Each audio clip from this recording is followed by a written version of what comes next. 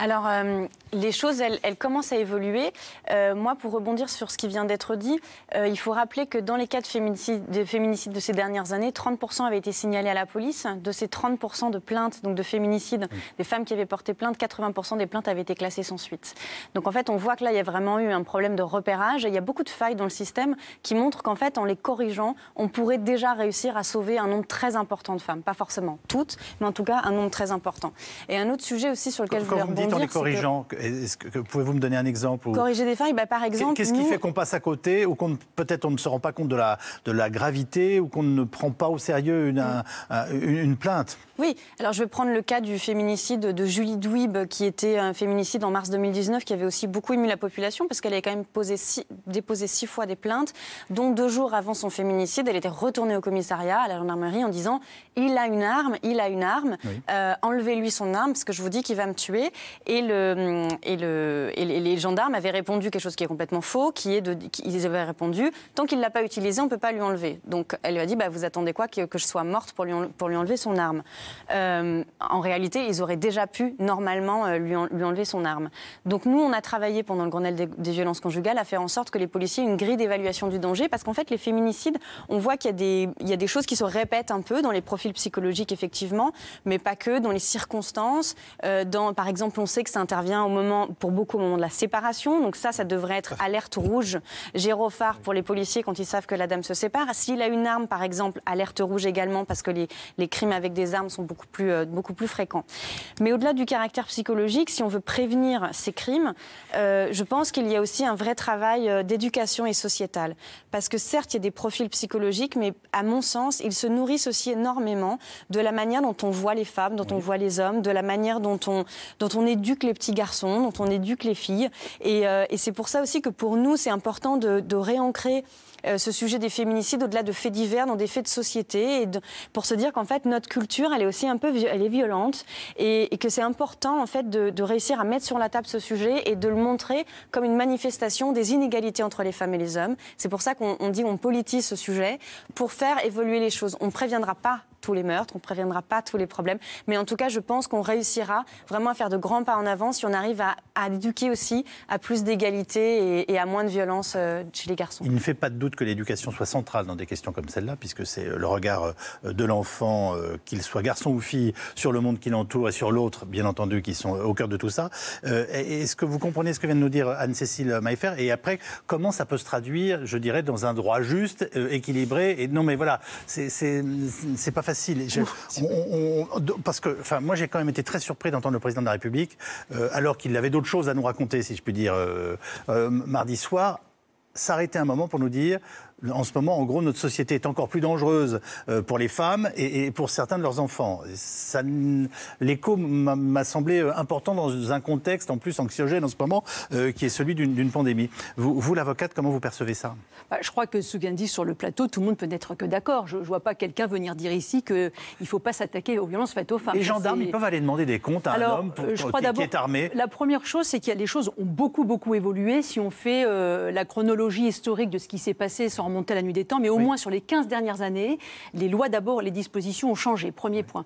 Deuxième point, les moyens ne sont pas encore assez suffisants, mais ça a beaucoup changé, à la fois sur la formation des gendarmes, à la fois sur la formation des policiers, à la fois sur la formation d'accueil au commissariat. Déjà, il y a eu beaucoup de progrès, certainement qui sont insuffisants, mais beaucoup. Et puis, il y a aussi une politique pénale qui dépend aussi des parquets. Chaque juridiction est différente.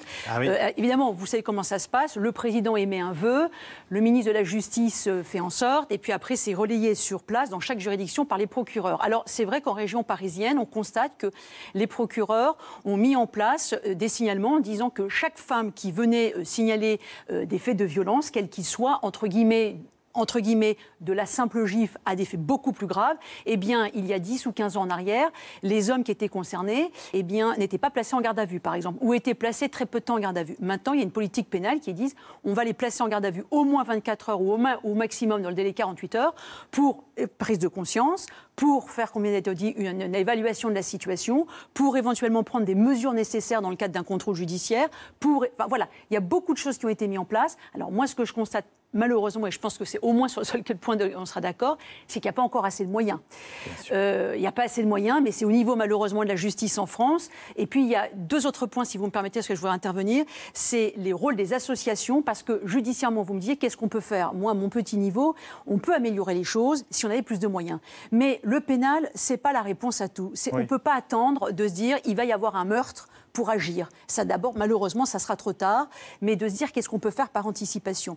Malheureusement, les policiers, malheureusement les gendarmes, malheureusement les magistrats n'ont pas suffisamment de moyens et de temps, et puis surtout, ce n'est pas dans leur zone d'exercice. Oui. Donc il y a aussi le deuxième point, le rôle essentiel, ils viennent a posteriori, par des associations d'accompagnement, de signalement pour les femmes qui ne travaillent pas, parce que c'est aussi la vraie difficulté financière. La femme qui ne travaille pas, qui a un mari qui est violent, qui ne peut pas, comme une autre femme, de dire c'est entre guillemets plus facile pour moi de partir. Et puis, ça veut donc dire que les structures d'accueil jouent un rôle essentiel. À mon sens, essentiel. C'est un rouage indispensable de prévention. Et le troisième point, juste si vous me permettez. Je précise qu'on y accueille aussi les hommes violents, parce qu'on ne le sait pas. Et que justement pour les exclure. Et généralement, quand on les écoute, à moins qu'il y ait d'excellents comédiens, ce qui existe aussi, ils prennent conscience de ce qui se passe. C'est justement parfois des preuves indispensables avant d'arriver à une juridiction de jugement qui, à mon sens, est indispensable évidemment, mais n'est pas forcément nécessaire. Et puis le troisième point, vous avez parlé de l'éducation. Là, pour moi, c'est un vrai problème.